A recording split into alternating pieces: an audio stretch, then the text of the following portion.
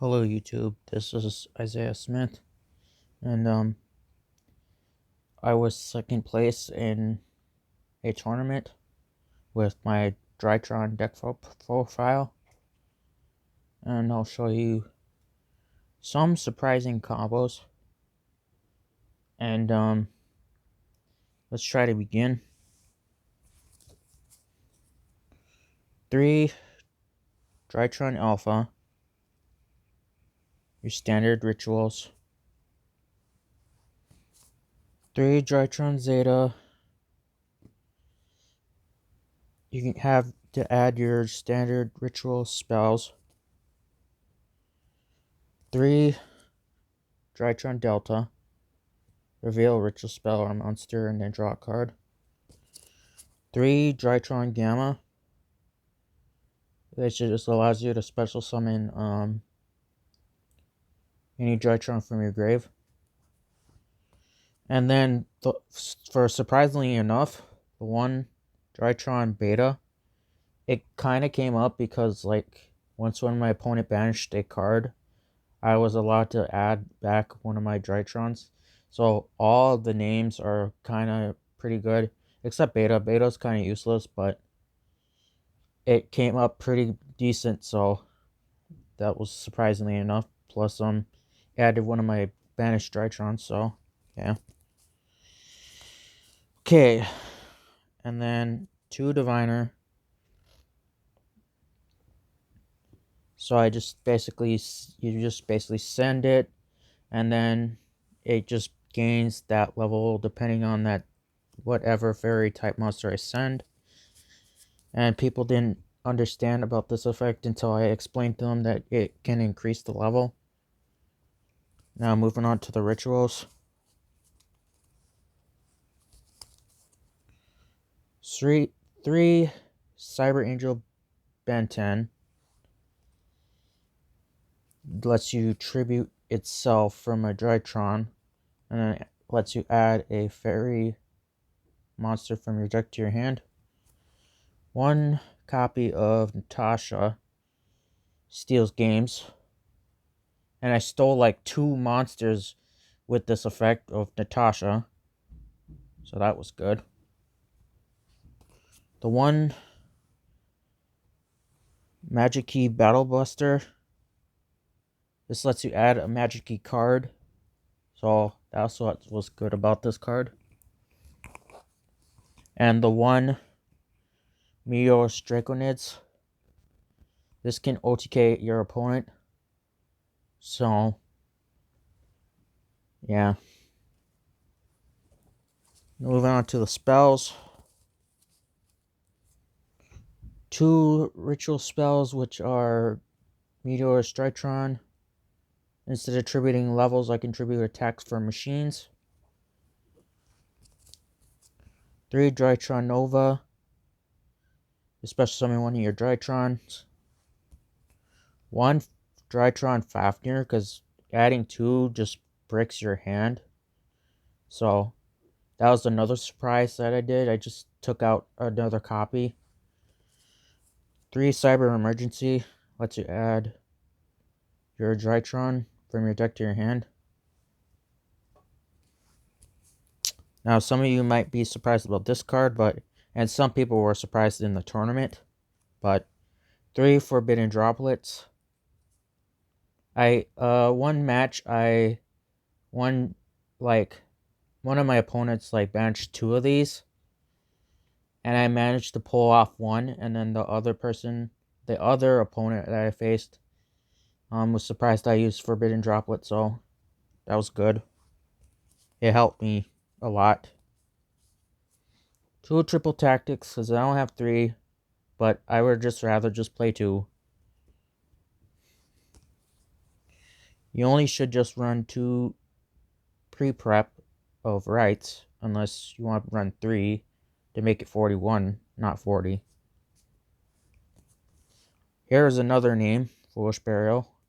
Just sends one of your Drytrons into the grave. Doesn't matter if it's alpha or not. 1 call by, because you don't want to get hand trapped. And the magic key card I was talking about that adds you from your deck to your hand.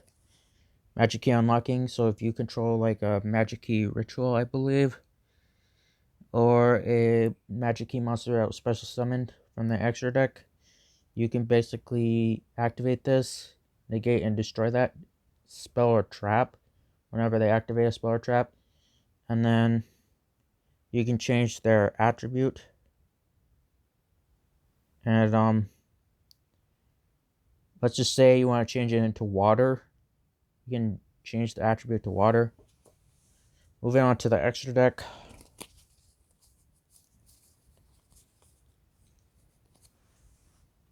One Elder Entity Antis to pop one of your cards, your opponent's cards, or one of your cards. 2 Herald of Arclights to add your ritual spells or monsters if it's sent. 1 Black Rose Dragon and 1 Dawn Draster, my bad. And Black Rose just pops everything on the field, and Dawn Draster just negates a spell or trap by reducing it by 2. Ultimate Zokin came up a lot in my matches, so that was good because it allows you to contact Synchro Crystal Wing, and Crystal Wing just all it does is like negate a monster effect, so, and destroys it. Okay. 2 Mu Beta Fafnir to send your drytrons or negate a spell trap. And the one I didn't really use in the tournament, and I actually pulled this. I really literally pulled this Abyss Dweller. So all you do is like detach one, and then you can negate your opponent's like graveyard effects. That's all it does. It just stops them from using graveyard effects. 1 Lureless Nightingale. I had to really like inflict damage, but I kind of decked out on that, which I'll get into the moment of that, which will change into Downer, and then Downer will change into Zeus, and Zeus just detaches 2, and then sends the whole field except himself. Now the last 2 cards in my extra deck, 1 Link Karibo and 1 Light Charmer. Link Karibo, I didn't use it very much, but if I did, I would have to send a Drytron and then tribute this for make it 0. And then for Light Charmer, if it gets destroyed, add 1 light monster with 1500 or less defense. And so let me tell you about the tournament. So the tournament was that I was 2-1.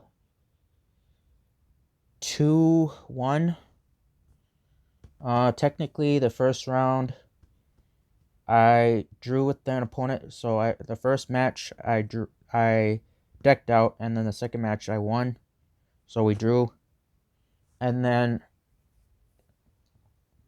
the second match